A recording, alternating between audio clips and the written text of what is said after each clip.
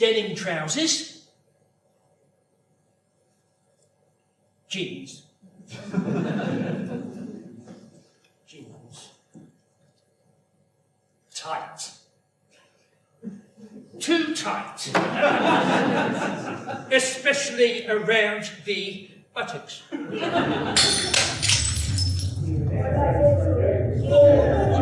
Every night, they're out there, drinking, shouting, swearing, drinking some more. Poor Mrs. Denslow, and number 12. I know it upsets her, but I don't like to mention it. No, instead, did you sleep well, Mrs. Denslow? I say. Oh, how could I? With those bastard yops outside. And she's not one to swear, normally, Mrs. Denslow, so it is somewhat shocking. Have you tried contacting the police about the matter? Oh, that shower of shit. The buggers never do anything. Not one to mince her words. I've tried. I've tried to be of assistance. I've tried calling them on her behalf many, many times, but they don't seem to want to accept my calls. She has little time for the authorities. She does like the lifeboats. It's about 70-odd miles to the nearest seaside, so I'm not sure why, but she does. Do keep trying to call Mrs. Denslow, I say. Please. Please do keep trying. But she never listens. Nobody listens much these days. They used to. At least I think they did. Now, not so much. I used to help them. The police. Oh yes. Quite a few cases. Solved at last, thanks to little old me. The last one was 2 years, 3 months, and 6 days ago. The milk misappropriator. That's what I used to call him. I caught him up and about, up to no good. Piddlepip Street Primary, 5:12 a.m. Now that is on the corner of Penrith Street. That's next to the coffee shop and the boutique and the nail salon. Local papers, you see, they'd run with this story. Milk deliveries going missing from local primary schools, all within half a mile radius between 4:30 and 5:30 a.m. to be precise. Police, overstretched, certainly. Uninterested, well, that's not for me to say. So I followed the stories and I found a pattern. Similar times, all within half a mile radius. So I contacted Piddlepip first, as they're closest to me, in the guise of a newly established milk delivery company. It's quite naughty, really, but needs must. And I asked them what days they received their milk delivery. Monday, they said, but we're very well served, milk-wise, thank you. Well, we left it at that, but that was all I needed. So, next morning, me, up with the lack, and after a few covert minutes, in the bushes, I caught him! Red-handed, well, white-handed, dipping his fingers into the children's milk. The lowest of the low, if you ask me. But, as they hauled him away, I must say I did feel a little sorry for him. Perhaps he was selling it on, making a healthy profit. I don't know. I doubt it. But no one man could drink all of that milk. But a rucksack full. I was proud, at first, of my work, but then all these possibilities came into my head. Him, hungry, well, thirsty. Perhaps he had children. Perhaps he had pets. Perhaps he had cats. Cats. Maggie? Maggie? Well, You never know, do you? Why people do the things they do.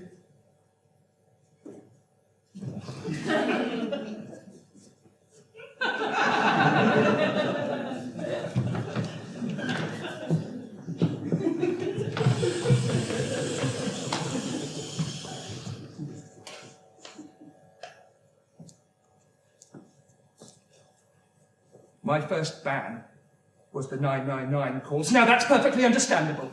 It is for emergencies after all. But hot on the heels of a local felon, a notorious local criminal, it's important. Then it was 111. Mr. Nobbs, if you keep calling this number, we will press charges. You are becoming a nuisance. Very nice. It's not like I was calling them every day. 2-3 times a week at most. And then all of this started at the end of the road. I was at my wits' end. For myself, yes, but for poor Mrs. Denslow, mostly. So, I dug up a phone number. Police station front desk. Now that is not easy. It's a real 007 work. I think I'm quite good, actually. I have it all here. Ages, heights, builds, times of day, everything. All for nothing. Stupid officer, cold. Use some very choice language. Very choice indeed. No. But if they're going to be like that, then fine. Fine, I will quit. Done. Good. Gone. No more knobs for you. Oh. Who am I kidding? I'm wedded to the work, you see. Now, I do have a tremendous respect for them. Well, most of them. It's a one-way street, mind. Nobody seems to listen. Have you seen the latest? Pilfered pets perplex police. Now, that is journalism. Time what? A man went around pilfering people's pets. Well, it wouldn't have happened, would it? We knew what was happening on our streets. We knew what to watch out for, and who.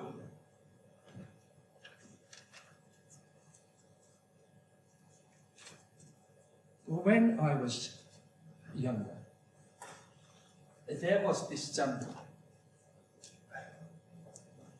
pervert on our street. Roger the pervert. And Mother, oh, don't you go near to Roger the pervert's house, or even to his garden. He is a pervert. Well, me and my friends, we would make sure we took the long way to school in the morning and the long way home every evening. Not in fear of Roger the pervert. No, we didn't really understand all that. More in fear of being seen by the mothers, severe women, taking the shortcut, the forbidden route. Some of the other boys, some of the older boys, they would throw stones at his window, steal the ornaments from his garden, knock on his door and run away, that sort of thing. Nothing nasty really, but we knew. The whole street knew he was a pervert. Nobody ever said how or why we knew, but we knew.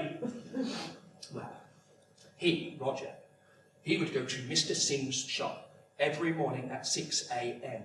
Now, looking back, that's probably just to avoid bother. But, well, one morning, I was out. I was fond of bird watching at the time. Youngsters and their fans. I wanted to catch sight of the birds on the river. So I took my binoculars, it was these self-same binoculars, and I took a notepad and a pen and a bottle of squash, and I put on my warmest woolly because it was early March, cold and dark. March 3rd, oh no, it's Sunday, March 4th. So, well, I snuck out, And well, I went down to the river to see what I could see. And I saw 2 blackbirds, a linnet, 3 swallows, and a pair of great tits.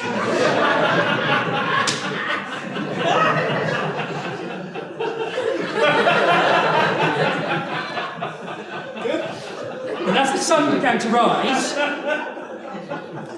my confidence began to wane, fearful of the acid tongue of mother. And it was Sunday, so, well, I don't know, I was just lost in thought, probably making plans for the next day. And I wasn't looking where I was going, and I took the shortcut, the forbidden route, right past Roger's house. And then, suddenly, there he was! Roger! And his cold, hard, beady eyes, well, they locked onto mine, and I was absolutely terrified. So I decided to make a run for it, because my house is but a few doors down. But as I ran, well, he must have panicked, thought I was coming at him, because he caught me by the woolly, threw me to the ground, and my head caught this almighty knock on the pavement, this hollow, wet thud, and I am absolutely terrified, and I could hear this breathing, rapid and shallow, almost rasping, and something in his eyes, something behind the eyes, something tragic. And I thought, well, this is it. This is me. And I am sobbing at this point. My head is in agony, not to mention completely bloody terrified. And he knelt down, came closer, and he put his hands on me, and he leant in, closer and closer, and he said, he asked me, "Are you okay?" I screamed. I wailed, "Help! Help! Roger's got me!" Well, there I am, this puddle of trembling terror, eyes shut to block out the terror. And I'll tell you something about mortal fear. Time slows down. You remember all these details you would never have remembered before. The smell, the flecks of dandruff, the heavy, moist pressure of his hands on my young shoulders. And I remember this vividly. He simply said, "Who's Roger?" And then, Mother, Colin! Colin! Get back into the house, you little shit! Well, Mother had called the police. And within a few minutes, they arrived. A whole team. 3, 4, 5 or 6 of them. And the whole street is out to watch at this point. And the police march on into Roger's house. And in my terrified, innocent eyes, they were heroes. The blue flash of the wagon, the echo of the sirens. They were heroes when they swooped on into Roger's house. But, well, after a while that had all changed. I don't see how anybody could hear that noise and not started with shouting. Shouting becomes roaring. Roaring becomes screaming. Screaming became squeals like a pig. And then march on out, back into the van, and they're off. A few days later, this woman arrived. It must have been Wednesday, and I was awoken by this kicking and pounding, this kicking and pounding on Roger's door, kicking and kicking. Then the hinges broke, and the woman entered the property. And after a few minutes, she came back out and just sat in the garden, weeping, weeping. It turns out it was his daughter, just back from New Zealand. Shocked she was to hear that he was a pervert. Or called Roger, for that matter. Alan, apparently. He was a fundraiser for his local hospice before he retired. And she just found him hanging.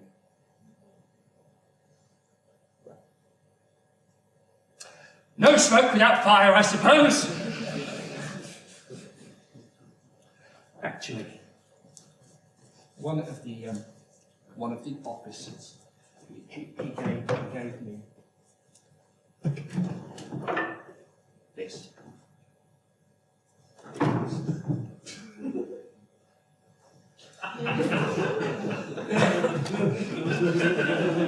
Police issue.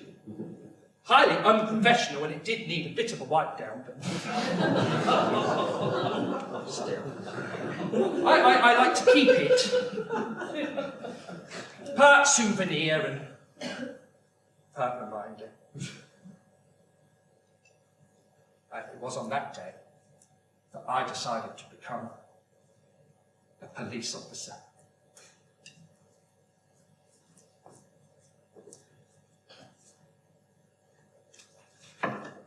Pilfered pets perplex police. It is a fascinating read, this. Did you know that instances of pet-related crime have shot up 218% in the last 3 years? Pet-related crime pertains to pet theft, pet abduction, mistreatment, malice, acts of cruelty, but it also pertains to the sale and ownership of prohibited animals, criminal breeding. The list is endless. It breaks my heart. All of our power, all of our influence, our great minds, our millennia of culture, and we can still treat animals in this manner. Makes me sick. Pet inspector. I mean, come on. But these criminals, they target the vulnerable. Well, a passion, a calling cannot be ignored.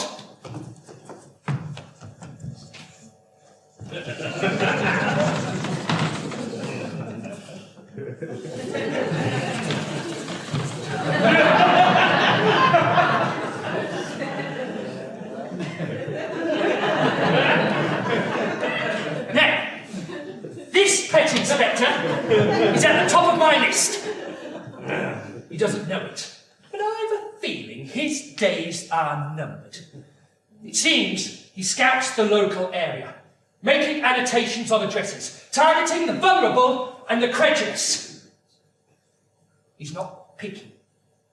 Any pet will do. And in fact, according to a recent police publication, even a tortoise-shell top of no discernible lineage can fetch up to £200 on the black market. A purebred pedigree feline, thousands. He's damn clever, no doubt. All of the accounts point to a cold-hearted criminal mastermind. I will find you, Pet Inspector! If that is your real name. Here's a crash. A knock. Pet Inspector calling, says the villain. Following, he convinces the victim that he is working for the local council and checking for signs of various ailments, all entirely fictional, of course. Polynesian measles, Peruvian blush, Weekly's yeast, all manner of fanciful names to confuse the poor souls. There has been a spate of contagious diseases in the area, and it is our duty to locate any and all affected creatures. It is a simple procedure, one you must not worry about. Well, that's all very alarming, of course, but so convincing is he that soon any protestation ceases. The animal is handed over to the van, at which point the arch-villain clambers into the front and is off. Terrified pet trapped within, ready for sale, export, putting into soup, perhaps, who knows? And last week, 32 Conic Road, a Yorkshire Terrier, cruelly whipped away, taken to the back of the van for testing.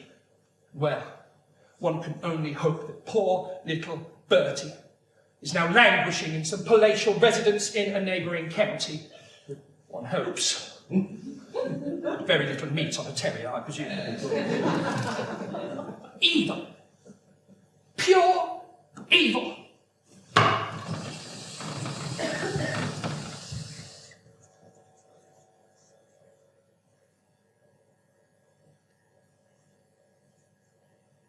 Maggie? Maggie? It's getting late. She should be home by now. Oh, no, this really is too much. Right! No, well, yes, I know, I know, but Colin. For Mrs. Tensler.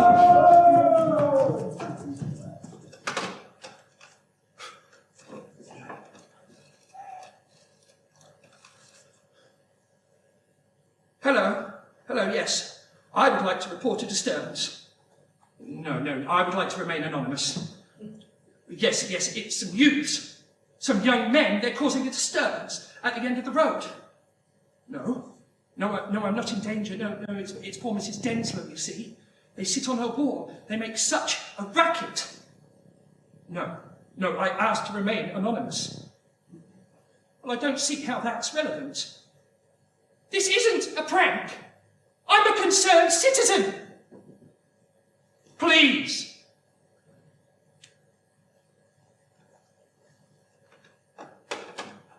Nobody seems to listen. Shut up! You fuck off! You! Shut up! Shut up! Just leave me alone! Leave me alone! Leave me alone! Leave me alone! Leave me alone! You bastard!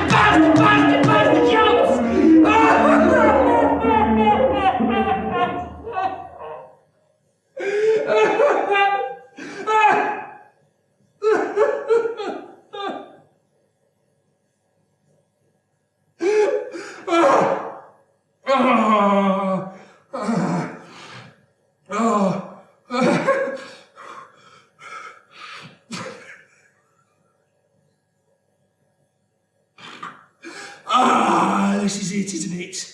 Modern fucking world. Everything and everyone is just so bloody horrible.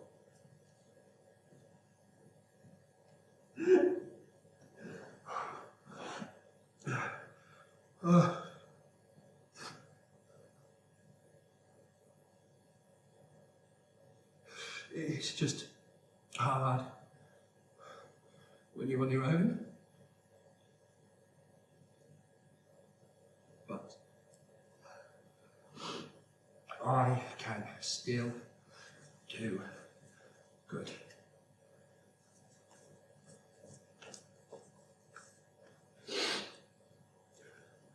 Officer Knott, reporting for duty.